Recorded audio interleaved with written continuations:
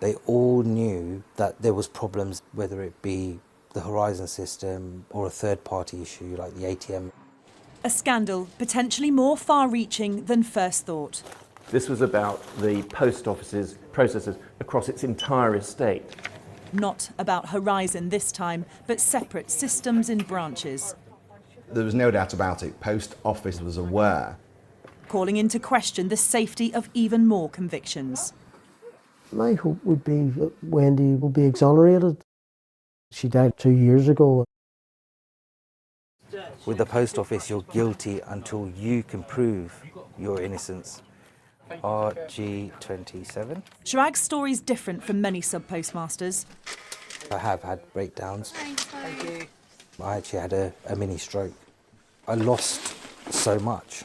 Sacked from his job in 2017, forced to pay a £57,000 shortfall in his branch. Lovely, that's it, all done. But this one originated in an ATM. Thank you. Not the notorious faulty Horizon software. They always believed the figures that the ATM was giving was always 100% correct. And if the bank said, no, this figure's not correct, the Post Office will always take their word over our word.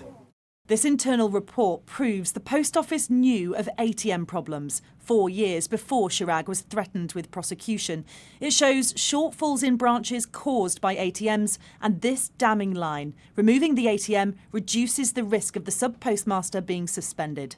The presence of an ATM machine in a branch is likely to cause a postmaster to have a failed audit.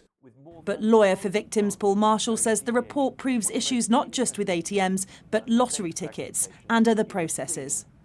Post office systems are not fit for purpose in a modern retail and financial environment. Now that's post office systems, that's not the Horizon system. To show what could go wrong, IT expert Jason Coyne.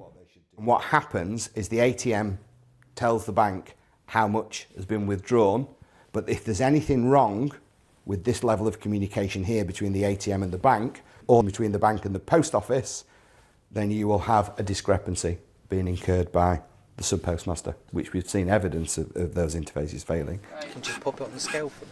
Chirag took his case to the top of the post office.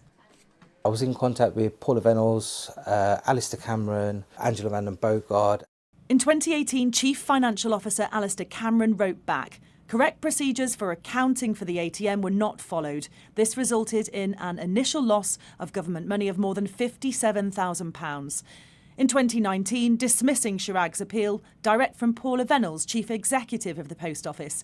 This is a large amount of money and we will have taken the review seriously.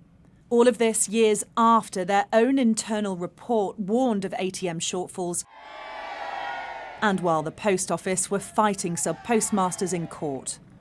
They all knew that there was problems and issues, whether it be the Horizon system or a third-party issue like the ATM machine, yet they still proceeded to go through blaming me, taking my money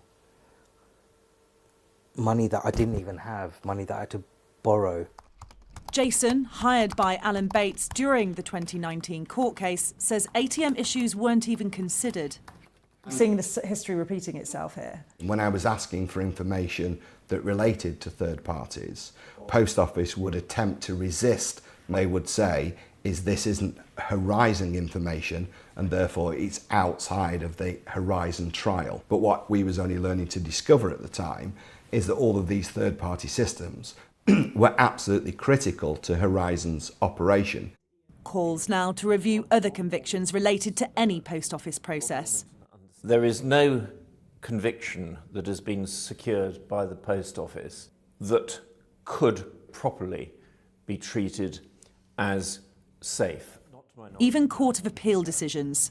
The position adopted by the Court of Appeal is if this is a Horizon shortfall case, that is the sole basis upon which you can have your conviction overturned. But what Chirag Sepura's case shows is that you can lose your business and have a accounting shortfall that has got absolutely nothing to do with Horizon.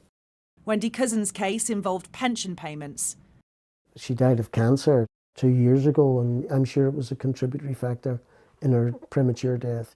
Convicted by the Post Office in 2009. She was treated as a criminal right from the start. Her case was upheld by the Court of Appeal, but her husband's convinced of her innocence. My hope would be that Wendy will be exonerated. It would make a big difference to the children, because I think there's still a little stigma involved, and there's a little bit of, oh, your mum, she probably was a criminal because everybody else got turned over and it didn't, so therefore she probably was guilty. The Post Office says it's deeply sorry for the pain suffered by so many and is supporting the inquiry. But this is another example. It had information proving system errors. Post Office from 2013 was told in black and white that the reason for it having prosecuted its postmasters was arguably a false basis. That's seismic. More questions then over how many more may have been wrongfully targeted.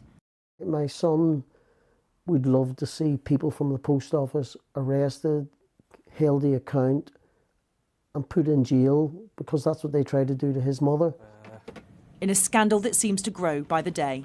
Adele Robinson, Sky News.